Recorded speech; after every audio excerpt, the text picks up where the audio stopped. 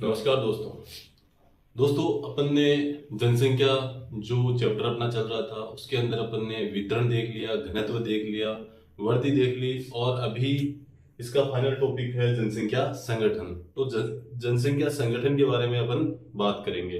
तो अपन जब बात करते हैं जनसंख्या संगठन की तो इसमें अपन आयु और लिंग का विश्लेषण करते हैं, इसके साथ निवास स्थान का, मानव जातीयता का या फिर अपन जनजातियों का, इसके अलावा भाषा, धर्म और वैवाहिक स्थिति, इसके अलावा साक्षरता, शिक्षा, व्यवसायिक विशेषताएं आदि का अध्ययन इसमें अपन करते हैं। लेकिन अपन इस चैप्टर में अपन केवल और केवल इन चार पॉइंटों पर चर्चा करेंगे: ग्रामीण और नगरीय जो जनसंख्या है उनकी विशेषता, भाषा, धर्म और व्यवसायिक अध्ययन। तो ये जो चार पॉइंट है इनके ऊपर ही अपन चर्चा करेंगे जनसंख्या संगठन में, कि जो भारत है इसके अंदर ग्रामीण और नगरीय जनसंख्या कितनी है, किस प्रकार रहती है, तो इसके बारे में चर्चा करेंगे। इसके अलावा कौन कौन सी भाषा बोलने वाले जो लोग हैं अपने देश में निवास करते हैं, कितने प्रकार की भाषाएं बोली जाती है। इसके अलावा अपन बात करेंगे धर्म की, कि कौन कौन से धर्म के लोग हैं वो अपने भारत में रहते हैं या निवास करते हैं। इसके साथ ही अपन आर्थिक विशेषताओं के ऊपर भी अपन बात करेंगे। तो अपन जब बात करते हैं अपने भारत की, तो भारत में अपन देखते हैं तो भारत के जो जनसंख्या है, अधिकतर जनसंख्या गांव में निवास करती है और कुछ जनसंख्या शहरों में भी निवास करती है। लेकिन हाल ही के वर्षों में जब देखें तो जो जनसंख्या है, जो ग्रामीण जनसंख्या के जो अनुपात में अगर देखें तो शहरी जनसंख्या में वृद्धि देखने को मिलती है। और ऐसा क्यों हो रहा है? इसके पीछे अनेक सारे कारण भी है, जिनकी वजह से ग्रामीण क्षेत्रों से, ग्रामीण भूभाग से या फिर ग्रामीण जो जो लोग रहते हैं गांव में, वो लोग शहरों की तरफ प्रवास कर रहे हैं। तो इसी के बारे में अगर जब अपन देखते हैं, भारत की जब बात करते हैं अपन ग्रामीण और नगरीय संगठन के अंदर, तो ये बताता है सामाजिक और आर्थिक स्थिति, या मतलब ये सामाजिक और आर्थिक जो विशेषताएं होती है उनका सूचक माना जाता है कि लोग ग्रामीण क्षेत्रों में रह रहे हैं या शहरी क्षेत्रों में। ग्रामीण क्षेत्रों में रह रहे हैं तो वो किस प्रकार का कार्य कर रहे होंगे, और शहरी क्षेत्रों में रहते हैं तो वो किस प्रकार का कार्य करते होंगे। ग्रामीण क्षेत्रों की आर्थिक स्थिति अलग होती है, शहरी क्षेत्रों की अलग होती है। तो ये अपने भारत में सामाजिक और आर्थिक विशेषताओं का जो सूचक है वो माना जाता है। इसके साथ ही अगर अपन देखें तो भारत के अंदर जो ग्रामीण जनसंख्या है उसका जो वितरण है वो भी अपने को समान नहीं दिखाई देता, असमान रूप से दिखाई देता है। तो ऐसे क्षेत्र जहां पर ग्रामीण जनसंख्या कहीं कहीं पर बहुत ही ज्यादा पाई जाती है और कहीं कहीं पर बहुत ही कम जनसंख्या देखने को मिलती है अपने को। तो अपन बात करेंगे कि जनसंख्या जनसंख्या में अगर भारत की जनसंख्या की बात करें 2011 के अकॉर्डिंग ही पढ़ रहे हैं, आपको पता ही है। तो 2011 के अकॉर्डिंग जो ग्रामीण जनसंख्या है वो भारत में 68.8%, या अगर अपन बोले तो 68.84% जो जनसंख्या है गांव में निवास करती है। इसके अलावा 31.2% या 31.16% ये शहरों में निवास करती है। तो ग्रामीण जनसंख्या है 68.8, या अपन कह सकते हैं 68.84%। शहरी जनसंख्या है 31.2% या फिर 31.16%। तो ये ध्यान रखना है। तो प्रतिशत में अगर बात करें तो सर्वाधिक जो जनसंख्या है, प्रतिशत में अगर बात करें तो बिहार में सर्वाधिक, बिहार और सिक्किम में सर्वाधिक ग्रामीण जनसंख्या निवास करती है। ठीक है, ये ग्रामीण जनसंख्या जो सर्वाधिक है वो बिहार में और इसमें सिक्किम में निवास करती है। इसके अलावा अगर बात करें अपन गोवा की, तो गोवा में और महाराष्ट्र में इसमें लगभग आधे, मतलब 50% के आसपास या उससे अधिक, आधे से अधिक जो जनसंख्या है ग्रामीण क्षेत्रों में रहती है। और इसके अलावा अगर बात करें तो आकार, अपन देखते हैं कि गांवों का आकार अपने राजस्थान में या फिर अपन बाहर कहीं भारत में देखते हैं तो क्षेत्र विशेष के अकॉर्डिंग गांवों का आकार निर्धारित किया जाता है। अब कहीं कहीं पर गांवों का आकार कम या छोटा होता है, उसमें कम लोगों के गांव को भी अपन कह देते हैं कि ये गांव है जो कम लोग है, और कहीं कहीं पर बहुत सारे लोग होते हैं तो भी उसको अपन गांव ही कहते हैं। इसी प्रकार जैसे राजस्थान और गुजरात, इन क्षेत्रों में 200 व्यक्ति अगर कहीं एक जगह एक स्थान पर रह रहे हैं या आसपास बस्ती बनाकर रह रहे हैं तो उसको अपन गांव का दर्जा दे देते हैं। इसी प्रकार अगर बात करें अपन केरल और महाराष्ट्र की, तो जहां पर 17,000 व्यक्ति तक ये संख्या पहुंच जाती है कि 17,000 व्यक्ति जहां पर रह रहे हैं उनको अपन गांव का दर्जा देते हैं। तो ये आपको देखने को मिलेगा कि हर जगह या क्षेत्र विशेष के आधार पर जो जनसंख्या है उसमें गांवों का जो आकार है वो अलग अलग होता है। किसी क्षेत्र में जनसंख्या या फिर क्षेत्र में जो गांव में जनसंख्या कम रहती है और उसी को छोटे से क्षेत्र विशेष में लोग बसे रहते हैं, उसी को गांव का दर्जा दे देते हैं। और कहीं क्षेत्र विशेष में बहुत सारे लोग रहते हैं तो भी उसको अपन गांव का दर्जा ही दे पाते हैं, शहर नहीं कह पाते। इसी प्रकार अगर इसकी बात करें किसी शहरी जनसंख्या या नगरीय जनसंख्या, नगरीय जनसंख्या की बात करते हैं तो इसके अंदर 31.2% जो लोग हैं वो नगरीय हैं। इसके अंदर जनसंख्या वृद्धि, आर्थिक विकास, स्वच्छता और स्वास्थ्य संबंधी सुधार होने के कारण जो गांवों से पलायन है करके लोग शहरों की तरफ जा रहे हैं, प्रवास हो रहा है।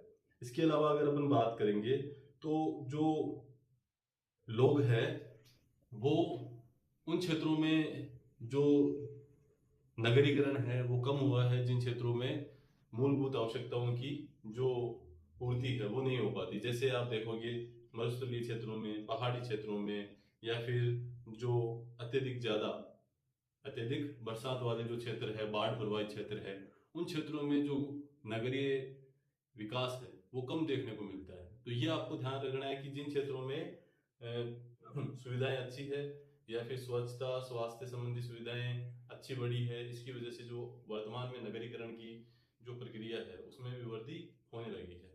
तो ये आपको ध्यान रखना है कि ये बात कर रहे थे अपन किसकी, जनसंख्या संगठन में ग्रामीण और नगरीय जनसंख्या, ठीक है। अब इसके बाद अपन पढ़ते हैं भाषाई जो संगठन है उसके बारे में पढ़ते हैं, ठीक है। भाषाई संगठन दोस्तों, ग्रामीण और शहरी जनसंख्या पढ़ने के बाद अब अपन बात करेंगे जो भाषाई संगठन है, भाषाई संगठन के ऊपर अपन बात करेंगे। तो अगर भाषाई संगठन की बात करें तो सबसे पहले अगर अपन आधुनिक भारत की बात करें उसके अंदर सबसे पहले जो भाषा का सर्वे किया था, ठीक है, भारत का जो भाषाई सर्वे किया था वो गिरियसन महोदय ने किया था। भाषाई सर्वे गिरियसन महोदय ने किया था और इन्होंने बताया था कि भारत में 179 जो भाषाएं हैं वो बोली जाती है और इसके अलावा 544 या 544 बोलियां बोली जाती है। अगर अपन बात करें भाषाएं या भाषाओं की, तो भाषाओं में 179 में से 22 भाषाएं ऐसी है जो अनुसूचित है। अनुसूचित का मतलब इन भाषाओं का वर्णन अपने संविधान की अनुसूची 8 में किया गया है और ये 22 भाषाएं हैं, ठीक है। तो ये आपको ध्यान रखना है कि 22 भाषाएं ऐसी है जो अनुसूचित है जिसका जिक्र संविधान की 8वीं अनुसूची में मिलता है। तो ये आपको ध्यान रखना है। इसके साथ ही अगर बात करें तो सर्वाधिक बोली जाने वाली जो भाषा है हिंदी है और नवीनतम बोली जाने वाली भाषा है संस्कृत, बोडो और मणिपुरी है जो 2011 के अकॉर्डिंग है। अगर अपन बात करें तो भाषा के अलग अलग परिवार होते हैं जहां से भाषाओं की उत्पत्ति हुई होती है। तो सबसे पहले अपन बात करें तो आष्ट्रिक जो भाषा होती है उसका जो परिवार होता है उसको अन्य नाम से निषाद भी बोला जाता है। ये 1.8% या 1.38% भाग पर बोली जाती है। इसके अलावा द्रविड़ है वो 20% भाग पर बोली जाती है या 20% लोगों द्वारा बोली जाती है। इसके अलावा चीनी तिब्बती, इसको किरात बोला जाता है, ये 0.85% भाग पर बोली जाती है। इसके अलावा भारतीय यूरोपीय जो जिसको अपन आर्य भाषा भी बोलते हैं वो 73% भाग पर बोली जाती है। इसके साथ ही मैं आपको अभी स्क्रीन पर जो भाषा की जो टेबल है वो दिखाई देगी जिसके अंदर भाषा के परिवार, उप परिवार, इसके अलावा जो शाखाएं या वर्ग है, इसके अलावा बोले जाने वाले जो वाक क्षेत्र है या जिन क्षेत्रों में वो भाषाएं बोली जाती हैं उनकी जो टेबल है आपको दिखाई दे रही है। और उसके ऊपर आप देखोगे तो आपको पता चलेगा कि कौन कौन से क्षेत्रों में ये भाषाएं बोली जाती है। तो आपको क्वेश्चन पूछा जा सकता है कि सर्वाधिक कौन सी भाषा बोली जाती है, कौन सा भाषा परिवार है जिसकी भाषा बोली जाती है। तो आपको ये ध्यान रखना है, भारतीय यूरोपीय जो भाषा परिवार है वो सबसे ज्यादा है 73%, और सबसे कम है ऑस्ट्रिक जिसको अपन निषाद बोलते हैं, वो 1.38% है। सबसे कम की बात करें तो चीनी तिब्बती जिसको अपन किरात के नाम से बोलते हैं वो है 0.85% भाग पर बोली जाती है। चलो ये आपको टेबल दिखी और आपने ये देखा होगा। इसके बाद आपके लिए क्वेश्चन है भाषाओं से। आप 10 का नोट देखते हो तो आपको बताना है कि 10 के नोट पर कितनी भाषाएं छपी होती है। तो आपके लिए क्वेश्चन है, आपको कमेंट करके बताना है कि 10 के नोट पर कितनी भाषाएं छपी होती है। चलो आगे बढ़ते हैं, आप कमेंट करके ये आंसर जरूर करना। अब इसके बाद अपन बात करेंगे जो धार्मिक संगठन है उसके बारे में बात करेंगे कि भारत में कौन कौन से धर्म है। तो धार्मिक संगठन की जब बात करेंगे तो अनेक सारे जो धार्मिक संगठन है भारत में विद्यमान है। अलग अलग क्षेत्रों में अलग अलग धर्म के लोग निवास करते हैं। तो अपन बात करेंगे धार्मिक संगठन। तो अपने भारत में जो अनेक सारे धर्म है उनके जो लोग हैं निवास करते हैं। मूलतः अपने भारत में कौन कौन से धर्म के समुदाय है, तो अपन बात करेंगे समुदाय है हिंदू, मुस्लिम, सिख, ईसाई।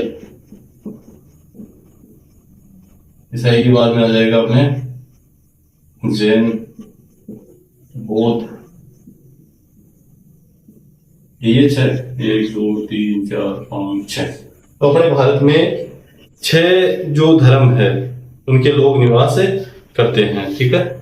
हिंदू, मुस्लिम, सिख, ईसाई और इसके अलावा बौद्ध, जैन और अन्य धर्म भी, ठीक है। और बहुत सारे लोग हैं जिनका जो धर्म है उनके बारे में ही पता नहीं है। तो आपको ये सारणी दिख रही होगी और इस सारणी के आधार पर ये आपको देखना है कि कितने प्रतिशत।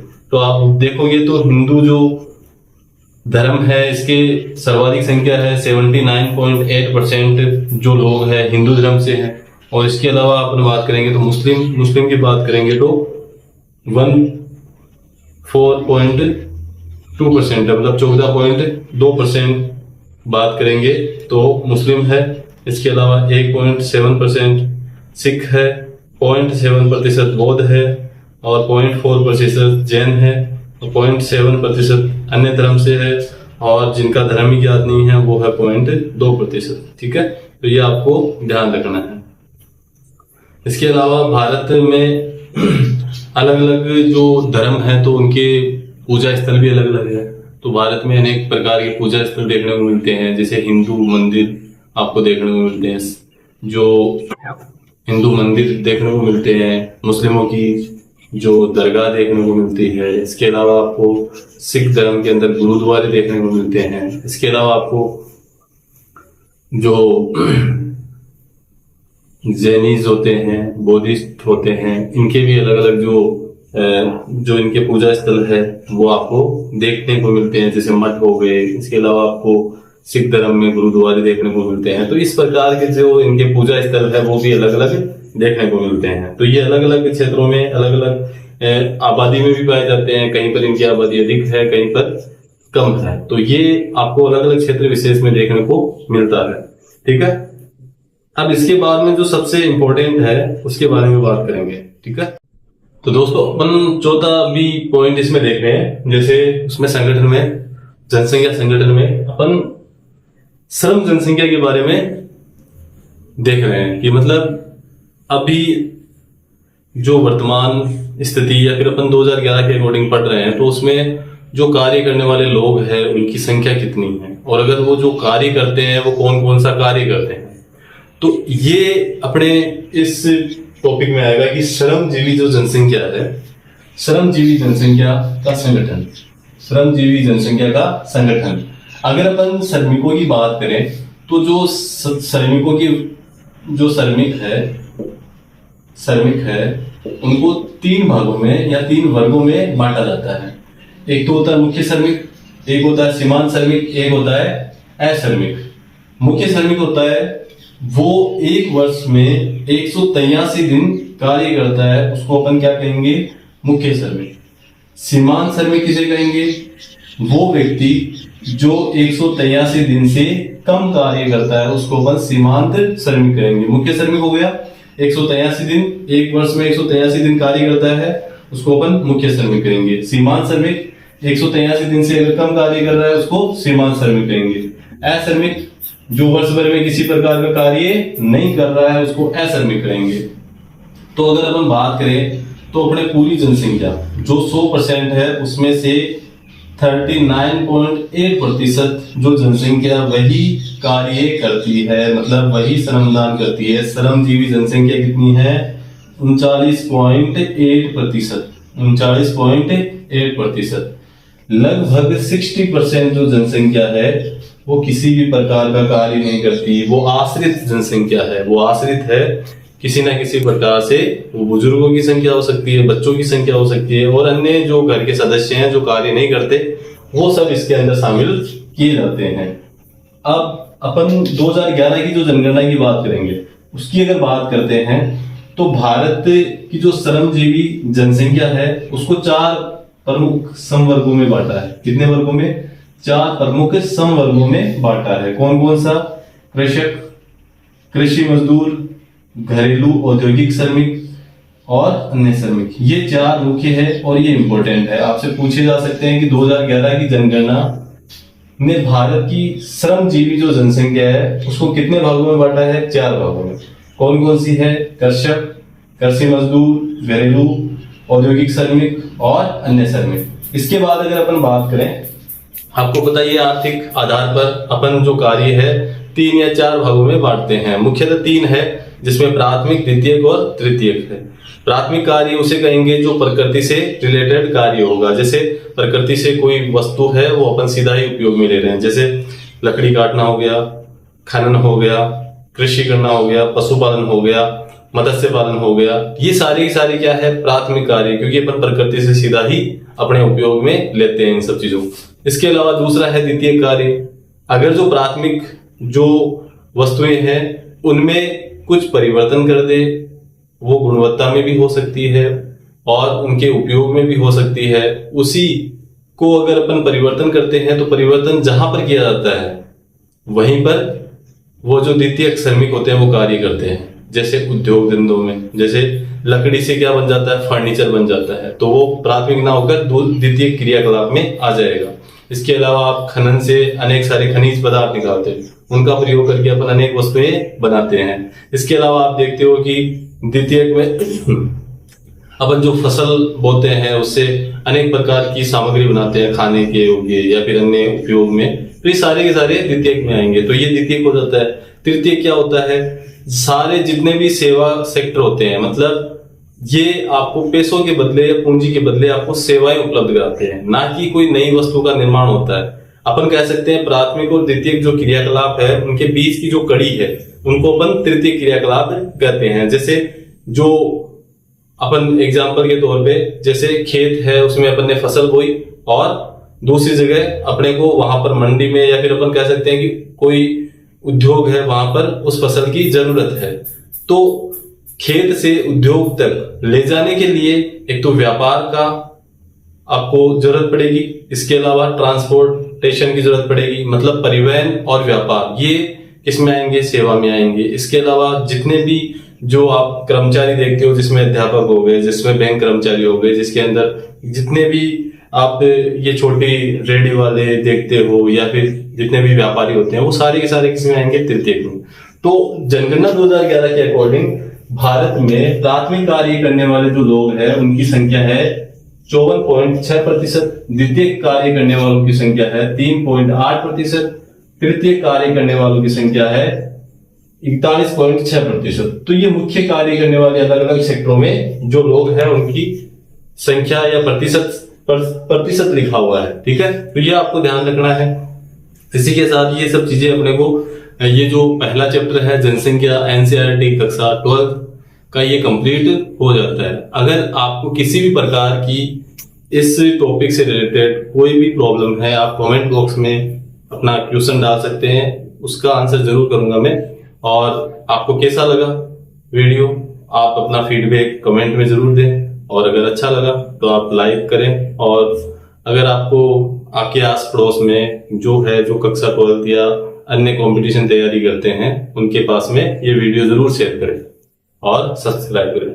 थैंक यू, धन्यवाद।